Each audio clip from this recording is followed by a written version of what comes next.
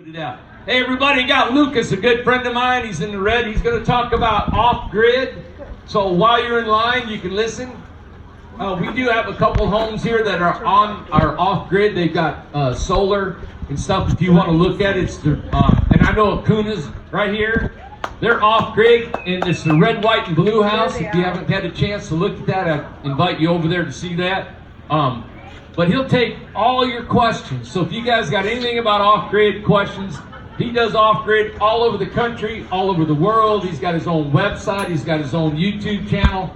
He's super popular. Good friend of mine. And he was at the first house that I ever built. He came over in the backyard. They had me in the newspaper. They did an article on us, and he come over there and wanted to put us on his YouTube channel. And we've been friends ever since. That's been about 4 years ago. So everybody, this is Lucas. Lucas, come on. Before I get started, can everybody hear me good? Before I get started, I want to send a shout out to Randy. He's gave a lot of people a lot of jobs. And I remember from his backyard watching it grow from there today. Everybody calls this incredible tiny homes. I call it the Randy Jones Institution of Abandoned Housing. That's what I always tell. But he has done incredible things and helped a lot of people. I just want to give a man shout out. Everybody give him a hand.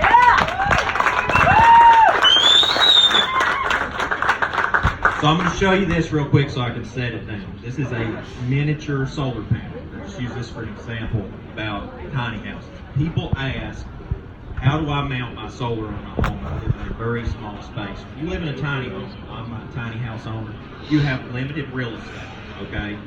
You've got to be wise with how you use it if you're going to go off grid. If you do a shed roof, you do a short A-frame roof, it's fine.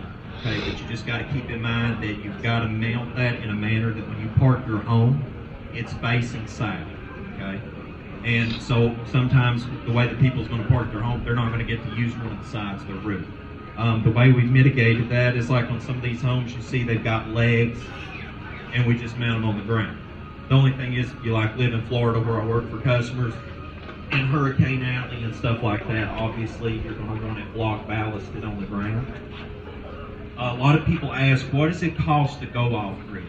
Okay, well, it depends on your loads. Every person is different. I've seen so many people over the years, they want to go off grid. They'll leave their $300,000-$400,000 home and they'll go down to like 200 square foot space, and they will have the refrigerator that's got the computer built into the front of it, all the fixings and everything. They've still got as much power demand, but now they only live in like 300 square foot. You've got to really be wise with your loads, and that's something that people ask me all the time about. Luke, how much solar do I need? Every single person sitting here has different desires in life, different lifestyles, and because of that, that will determine how much power you need to make. Okay.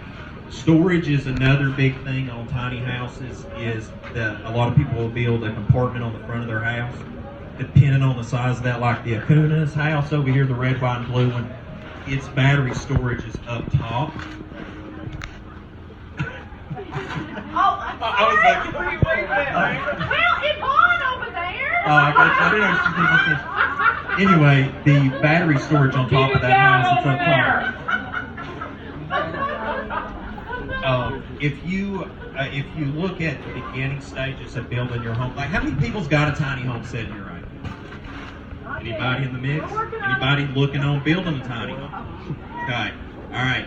Before you do anything else, you need to plan your water system, how you're getting water in your home, and your power. That needs to be the first two things you think of before you think of anything else going in your home, because it is so much harder later to go back and retrofit that than it is to plan ahead. Jeff is an electrician that comes in here, does a lot of electrical wiring on the homes and stuff. Me and him partner together outside here and go do builds and stuff for other people. Whenever you're planning your electrical throughout your house, the thing about it is inverters will put out like 30 amps worth of service, and you'll be like, well, how much is that? Well, that's enough on a big home to run your well pump, run your lights, run your refrigerator. There's this saying goes in life, you can have it all. You just can't have it all. And that's something that I think, in this consumer economy in America, we all need to learn. I had to learn that stepping down to a tiny house. When you're running an air conditioning unit, you're going to be running your hot plate, all right? You're running your hot plate, you'll be running your water. It's just one of these mental things you work through. Now, there's ways to get past that. If you do a much larger tiny house and you do a much larger compartment on the back, and say you don't put a window in there, that gives you more room. You could put 2 inverters. You can run anything full blast all the time, just like in a normal home. I promise you, if you can fit it in there, we can make it run. All right? But that's the thing, is there's a give and take with everything. Cost on solar usually averages for a tiny house between like $11,000 up to about $12,000, $13,000. And the reason there's a variable there is some people need more panels, some people need more batteries. Some people's gone all day, so they're not at their home. But when they get home at night, they need to run everything. Well, you're drawing off your battery. So during the day, you didn't need that much solar power because it's charging up your batteries while you're gone. I'm not going to rattle on here too long. I'm going to take people's questions because I'm sure a lot of people's got questions about off-grid living, and I want to answer that for you. Does anybody want information on the water system stuff that we've done in the past? Okay, I'm going to give you a little 411 on that. Depending on where you live, certain municipalities, certain zoning codes will not allow you to fully implement that water system the way that you want. Okay? I have this saying, my personal beliefs, if it don't violate scripture, then I'm all down for it. I'm getting to the point where government doesn't really interest me that much anymore when I'm my lifestyle. So with that said, as long as you work within the bounds of the law, most places will let you dump gray water. It just has to be treated in a way before it's dumped. That water system can be set up in about 3 different configurations, where that it takes from your tank, from the rain catchment, and filters that through, and then cycles it through the system, brings it back in, and then dumps it gray water into a container. But a lot of places won't let you just dump that gray water out on the ground. It doesn't mean that you can't use it. The other thing is that if you check with your local zoning office, if you treat that water, put that back into a container, you can reuse that. A lot of people are like, why would you do that? Dude, if you live out in Arizona, you might be understanding why that you might want to do that, because water's scarce in some places. But the thing is, with that water system, the cost on it is expensive in certain aspects because of how much controls and stuff that goes into that. But if you ask me, would I use that system? I have used that gray water system and lived using it off-grid in my tiny home. But you don't drink that water. I want to repeat that. You don't drink that water. That's for washing, bathing, doing your dishes, because there's still a little bit of soap sometimes that makes it through the filter system. But that seems to be about all that goes through it based on tests and things like that. And you can also always encourage people, no matter if you're on the utility company or you're collecting your rainwater and going through a 3-stage filter into your home, I wouldn't use one of them whole house filters in a tiny house, just a single unit. I encourage the 3-stage. That's 5, 5, and 1 micron by the time it gets in your home. Because you can't even believe the stuff that's in utility companies' water, all right? Ask people in Flint, Michigan, they'll tell you. All right, but you want to make sure to get the 3-stage unit going into your home, and that's the same thing we put in that water system. And it's been pretty successful for a lot of people. Matter of fact, the Oaklands have got one of those that used to be on my house before I remodeled. So, with that said, has anybody got questions, like solar questions? I'll start with that. Yes, ma'am. For a 10 by 30, what would you need in your home during the day? Like, your home during the day, if you're just working online, you're not using a lot of energy. You might cook breakfast and lunch. Okay. And everybody else comes home after. So the house is 10 foot by 30 foot long, right? Lucas and people say the question. Okay, so she asked, and forgive me if I misquote you, but that if you're home during the day, just a normal usage on power. The average tiny home that we've done across the board over the past 6 years that I've been in business, in the past 4 that I've worked with Randy, it's about 2 kW. 2,000 watts of power will run just about anything you want anytime. Okay, that's refrigerator, computer, lights, your water pump. Most pumps that go into a tiny house, they draw about 9 amps. So when your inverter's running, that's about 1/3 of your power. Your lights will flicker for just a split second. That's just because of heavy load engaged. It's something you have to adjust to living off grid. It'll flicker just for a minute and then it'll turn on. But 2,000 watts of power is about all you need. Now the big question to be asked is for how long are you running that? A cloudy day today. Walked out the door this morning, I thought it was going to snow. We're still in summer. In Tennessee you have summer and winter. It's just like swimming. So I walked out the door this morning like, today is a terrible day for solar. Okay, this is the day you go out back and flip your generator on for an hour. But 2,000 watts to answer your questions about all you need. The battery capacity, it depends on how much extra storage you want, because like 4 batteries in a typical tiny house is about a day and a half's worth of power. 4 more batteries, that's another day. So that kind of is the rule of thumb. A 200 amp hour battery bank at 48 volts will do you about a day and a half living off grid on a solar system. I've never performed a service call in 6 years on any charge system that's from Midnight Classic charge systems. And they got a 5-year warranty, so you can drive it like you stole it and they'll replace it. So, I mean, that's a good company to work with. I don't like bolting down garbage from China, okay? So, I mean, we don't put nothing in that ain't going to be warranted. Magnum, they warranty their equipment, depending on the breakers and stuff that we put in. Some companies will warranty that up to 5 years. Your charging system's 5 years. The batteries that you can get nowadays, like the Acunas have in their house, have a 6-year warranty. So let me break that down for you. That means that the cycle life on those, if you're irresponsible, and I don't know anybody that's irresponsible, but if you're irresponsible with your power usage and you drunk your battery bank dry every single day for 6 years, you could turn those batteries in and get brand new batteries in that time. So that's why we put them in, because I don't like service calls. They're Outback is the company that manufactures those, and they are pure lead carbon batteries. They're green, you can't miss them. They look like a little Lego block. They're green, tall batteries. What do you think about lithium batteries? So if you're going to do lithium, don't call me. No disrespect. Here's the deal.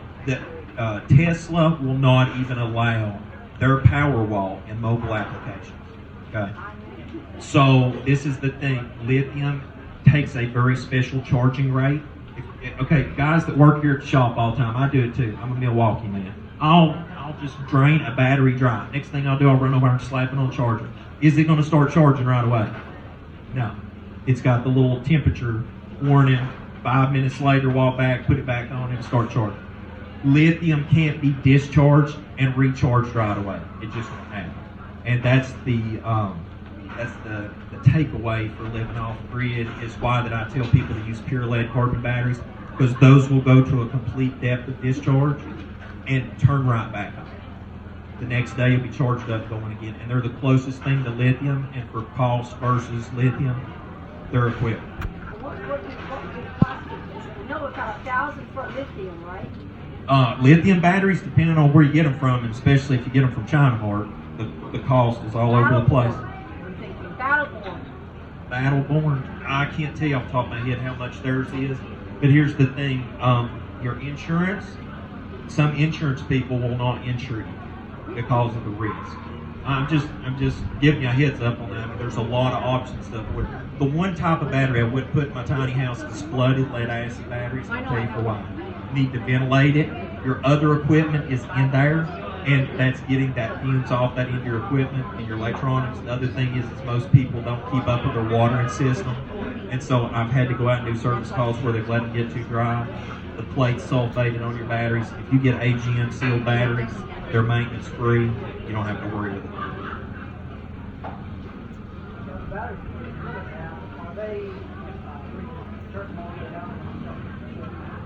Well, now, if you do 50% depth of discharge on any battery, you get over 5 cycles out of it. But those you can go complete depth of discharge. Oh, and how much do those cost we're talking about now? $650 a unit. Really? And they go like hotcakes. So whenever you're buying components for your home, whether you come to Randy and say, Randy, I want to buy a solar system, whether you call me, I tell people all the time, there's like a 6-week rotation. The longest item you will wait for going off grid is batteries. If you buy something like that, it's a 6-week wait on a good day, because they just sell out. And you can't beat it, the warranties. That's why people buy it's because of the warranty. And if you're paying $650 for a battery, you're going to want a warranty. 200 amp hours And you'll need 4 of those to get the 48 volt because they come in 12 volt batteries. Give me just a second. Can you tell me the name of those batteries again? Yeah, they're Outback Pure Lead Carbon 200 amp hour batteries. They do not require water added to them, correct? No, ma'am. Okay. I like to set it and forget it. Yeah. What do you know about this Tesla battery?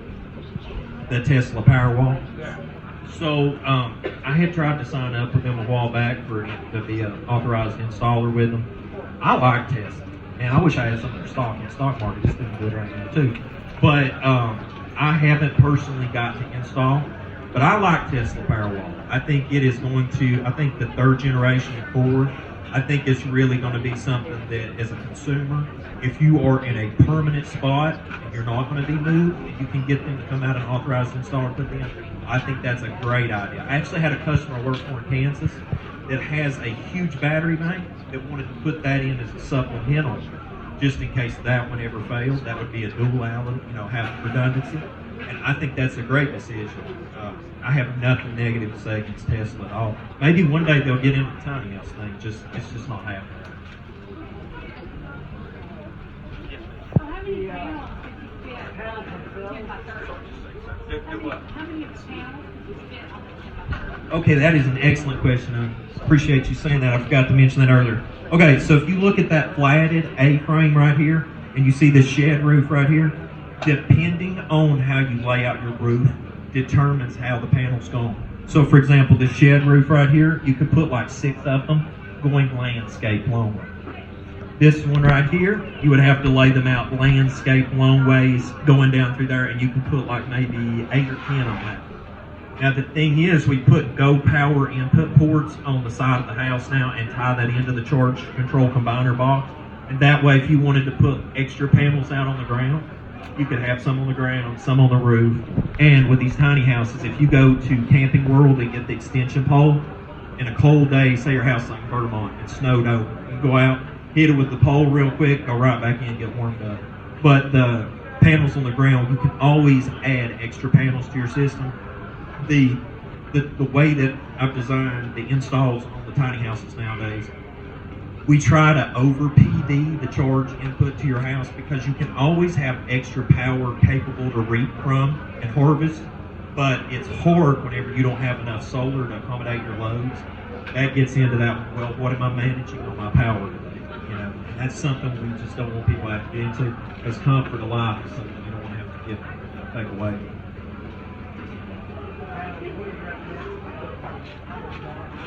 Okay, so with solar panels, with 6 years of doing this, I'll be honest with y'all. A solar panel is a solar panel is a solar panel.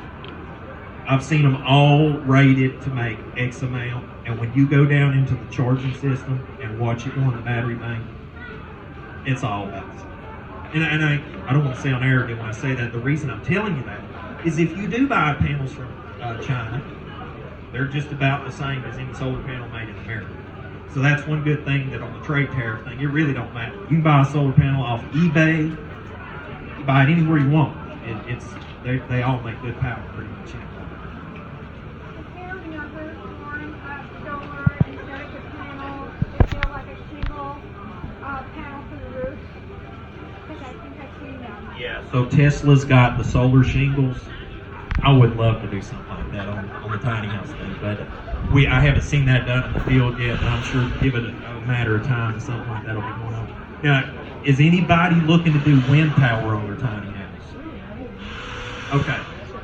Wind power is only supplemental. Okay. Today would be a wind power day. Okay. It's a great day for it. It's cloudy, the wind's blowing.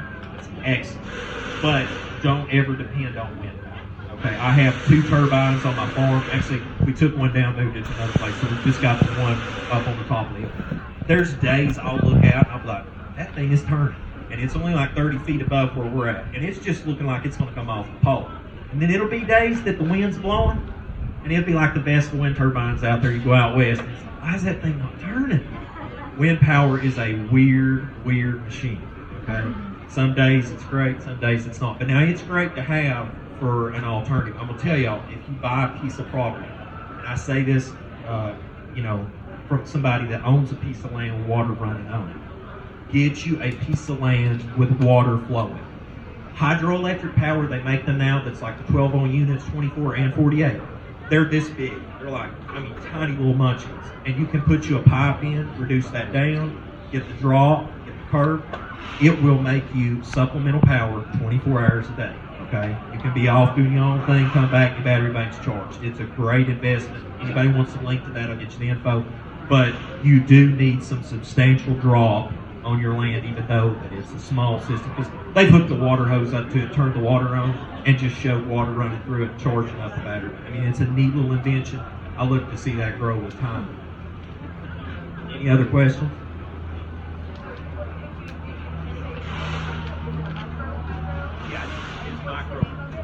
I'm trying to remember the name of the company. If you will email me, if anybody's got questions, hit Pam up here. Email them at Incredible Tiny Homes. The reason I say that, I'm not trying to blow y'all off. I'm out off grid all the time. I went to Florida, come back, went to Nashville, got a few hours sleep, come here to be with y'all.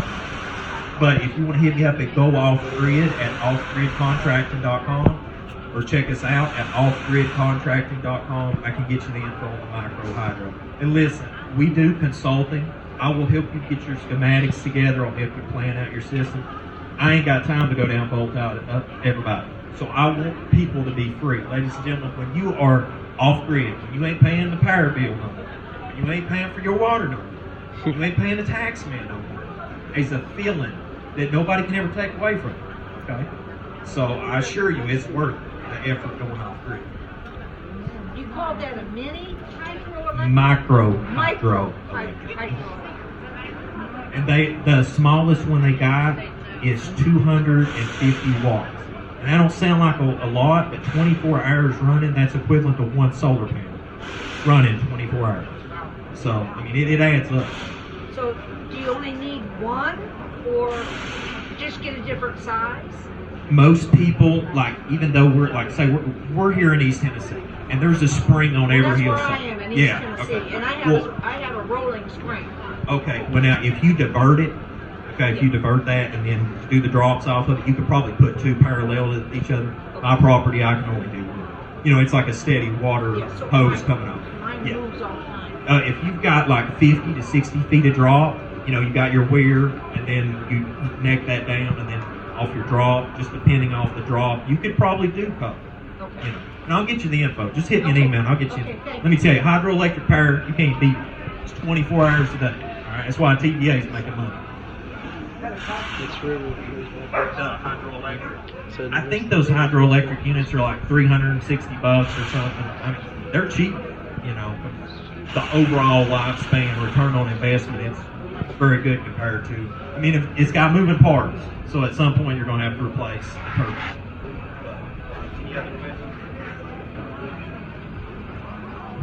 Anybody got any other questions? Back to that too, how many people running the washer and dryer do you have to on it? You have to turn it. I want to write on stuff all Okay. All right, that's a great question also. I really appreciate your question. The Acuna's house, okay, they have one inverter. Now, they can put two, and this will never come into play, okay? But they have a washer dryer. They've got all the regular, modern appliances, everything going on. Rarely do they ever have it where the button will trip for the breaker for pulling too much current constant. If you get a Xantrex 6848 inverter, it's about $2,000 more than a Magnum, but it puts out enough power that it's equivalent to if you plugged up at an RV place to a 50 amp plug, it's equivalent to it. So you can put all the modern appliances in. You want to run a dryer is the largest load you will have in a tiny house. It's about 4,400 watts when it's running. Okay, and of course you got the motor startup in it and everything. And it's going to draw a lot. The second most draw you're going to have in your tiny house is either a hot plate or a dual hot plate top that's 240 volt. And after that, it would be your pump that would run your water in your house. Aside from that, most everything else runs just pretty fluid off grid. So, and I encourage you to check out that brown house, and Victor and them taking a lunch break, and they'll be back and they can show you that one there after lunch here in about 30 minutes. Any other questions?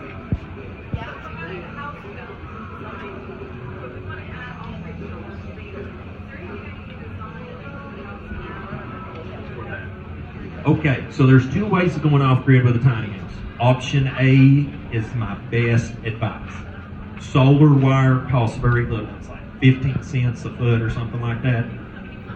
I encourage you on the eve of your house up there where the ridge cap goes, is go ahead and call us up. Hey, Luke, run me 4 runs of wire up the roof so that, later I put my solar panels up top, or put me a Go Power plate on the outside so when I add that. Because putting conduit up the side of a tiny house is ugly, and it's had to be done afterwards. Don't do that. Don't do that. It's so worth like $50-$60 ahead of time to do that. If you don't do it for 3-4 years down the road, no problem. When you do, it's pull the ridge cap off with a few screws, zip down the solar, takes about an hour on the roof, and then we put all the rest in down. And it doesn't matter the solar you get either. All we need to know is how many runs to put ahead of time, and I can help you figure that out. Okay, so the thing, it's a little side project I'm working on. Me and Randy's talked about it. There is this company that makes a boot, and it's this big square of like 1-inch tube. You run your RV or your tiny house wheel over it, and that locks it in place. Then the turbine pole, you get up at the top, put your turbine pole, and then you put 2 guy wires over your house. This is like a 3-point mount system. It's weird looking, but it works. And you can put a micro wind turbine up there. And what we can do is do a 3-phase plug that goes right up into your little charge controller. So when you're moving, just take it down, throw it back in the truck, off you go. When you park, 1 hour is set up, you're back in business.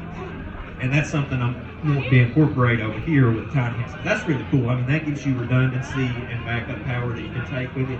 And all you've got is about an hour putting it back together when you move. Anybody else? I think I've got about 20 more minutes. Anybody's got a question?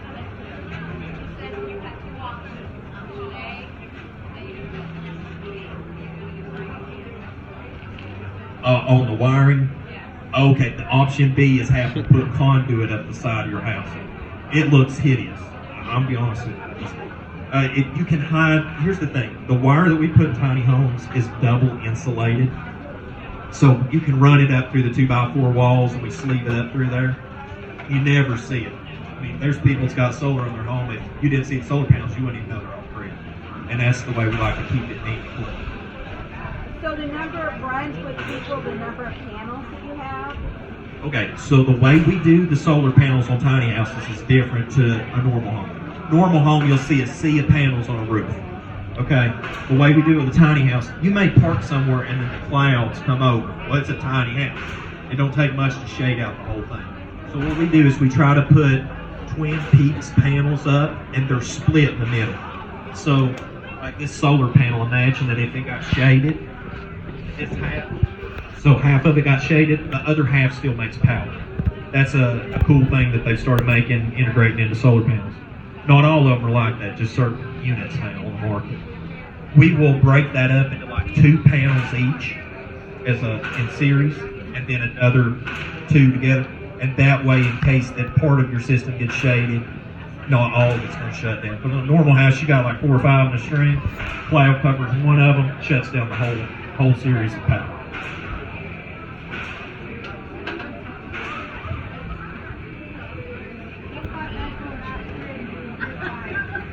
Okay, that's a good question too. So, is anybody here looking to grid tie?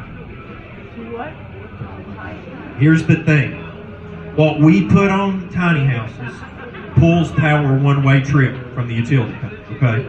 But if you're looking to sell back to the utility company, or you're looking to supplement your house and then the extra power you want a net meter back, Snyder has that 6848 Connex unit. It will do that. And we can set it to load shade so that, like, if you're wanting to use X amount of power from your battery bank and then the rest off the roof, and then whatever's extra from that, sell it to the net meter, we can set those percentage marks right down through there. It's a really neat feature now. So yeah, you can kind of get a payback on it. This year's the last year to get any money back from Uncle Sam, okay? So it used to be, you got a cash credit. I was one of those people. I was very happy about it. then they were like, oh man, all these people are going off grid. We can't be having this. We'll give you offline one. So if you owe us, then we'll forgive your sins. That stopped. Then they were like, we'll do commercial 30% ahead of time as you start to do it. And now the last tail end of it for this year, 2020 ends it, yeah. So what's going to go down, I think, unless it's changed, and I talked to Joe with the tax office, is that you're still going to get your 30%, but don't be looking for no cash back in your pocket. All right, you need to owe somebody something if you're going to turn in the slip to ask for the money back.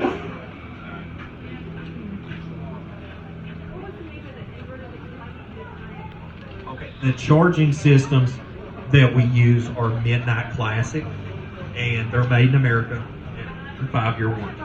The two types of inverters I recommend to people is Magnum and Snipe. Okay, and you can get anything you want, guys. So we'll bolt down whatever you want as long as it's UL listed. That's the only rule I have is as long as it's UL listed.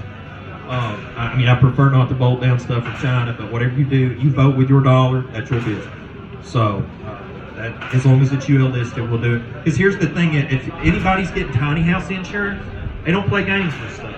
So it's hard enough to get your tiny house insured. I really wouldn't have to do it with electrical and tiny house, especially if you're getting REBA certified and everything else. So, anybody else got questions?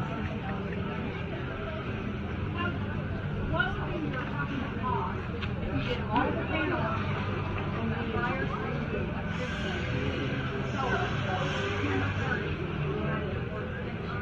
Okay.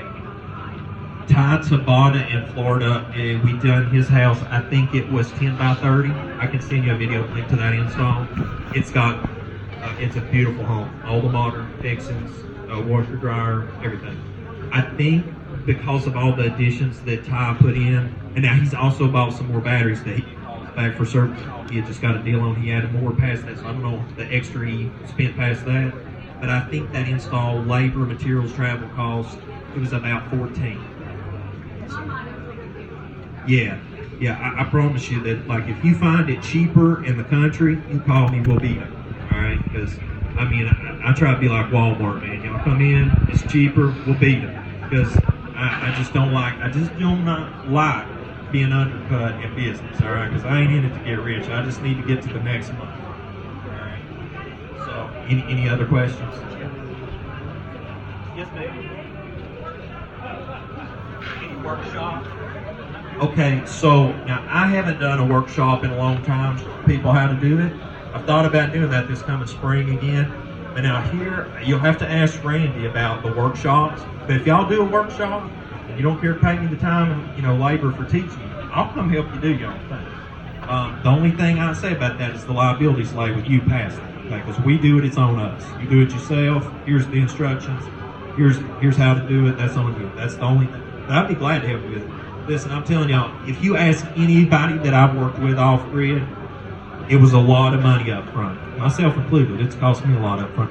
I'm telling y'all, it will pay for itself in peace of mind later down the road, especially when the power goes out one day for good.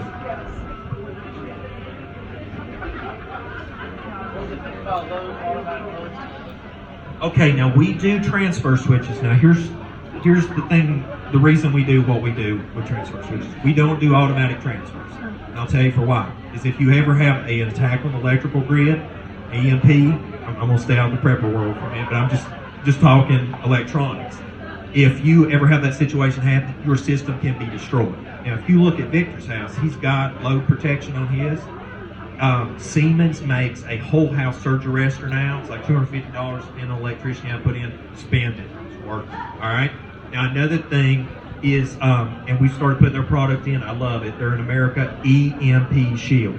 It's the name of it. They make it for your whole house, 240 volt, single phase power. They make it for your charge control systems, DC. It load shunts if an EMP happens. It will load shunt that to a ground bar outside. So it'll take everything away from your equipment. So you don't need to be putting another inverter back, another charge controller back for hard times. It'll fry that safety switch, but that's a one-time use. But those cost about $50 to install, parts-wise. But now the transfer switch, the reason we just do a single throw, you can see it in Victor's, is that completely segregates the utility company from your house. So you can be off grid. We can put an additional breaker in where you can still have backup power feed for your solar in case that like it got low, and you can terminate that power connection too. So that's why we do that. Oh, okay. Well, now, yeah, well, the way we can do that is with the Magnum, we can set it up for auto connect, and you can plug into your generator direct. And I just done that on a guy's cabin install done in Nashville 3 days ago. Life's a blur this past week. Went from Florida to Tennessee, so it's just a blur. But I'll send you a link to that if you shoot me an email. And you can see what we done is we took the plug, we cut his plug, plugged it straight into the port where he had it in his cabin current, and then we just ran the other plug back out. And so you can put an automatic generator start. Magnum makes that. And so when you hit a voltage you want it to cut on, it'll turn it on for you and be fast asleep in the middle of the night. Another thing while thinking about that too is with your mini split unit, if you're going to put an air conditioning system in your house, in the middle of winter, most people run out of power on their mini split because they'll run that thing scalding hot all night long. There's a way to beat that. Now this is the way I beat it in my tiny house. Anybody heard of the Mr. Buddy little portable propane heater? They got a low oxygen cutoff in it, okay? They also got them now with the wall mount ones like people use in the ice fishing houses. Those things are great because if you get your house really good and warm before the sun sets and get your battery bank voltage up good, then you can turn that Mr. Buddy on and just have it on low setting through the night, and that will stop the mini split cycle. Okay, it's a supplemental way, and it'll kick that situation out a lot right there, and that'll save your battery bank from cycling so much too. Anybody got any more questions? I got about 10 minutes. I'll be glad to answer them for you.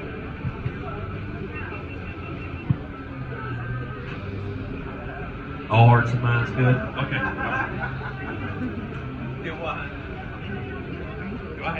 I have a 8x21 tiny house, okay? And so I'll give you an example of my solar system. My inverter is only 2,000 watts, so that's why living off of a 12-volt system is easy to add batteries to later.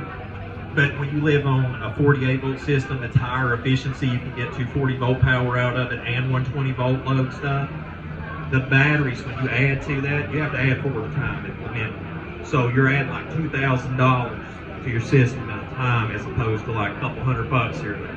And that's why a lot of people do 12-volt. But when you do 12-volt, forget about 240-volt power. If you've got anything going in your house that's going to take 240, it's done. Replace that load with propane appliances. Like my water heater in my tiny house, it ain't even connected electrical. It's got a battery in it that turns on the pilot light when it senses the water flowing. I'm gonna tell you, I don't mind getting dirty, but I won't be clean when I get dirty. You know what I'm saying? I ain't gonna put up with that. So I don't. When stuff hits the fan one day, I don't want to be without propane water. But the tiny house, the thing that got me going to tiny house living, it's a big step down from a normal house. You go in your house, throw your jacket down on the couch, go in the kitchen, do what you want to, make a mess, clean it up 2 or 3 days later. You can't be like in a tiny house, man. You go in a tiny house, you got to have a space for everything. You get up in the middle of the night, have a bad drink, you bust your head on the ceiling. I mean, ladies and gentlemen, it's a different lifestyle, but it not having to pay that rental, not having to pay that real estate anymore, it's nice. It's money to go to the beach in. All right, if anybody's got any more questions, I'm going to cut loose and let Randy and them have it. Thank you so much for coming out. If you buy a tiny house for Incredible Tiny Homes, thank you so much for doing business with us. Y'all have a very blessed night.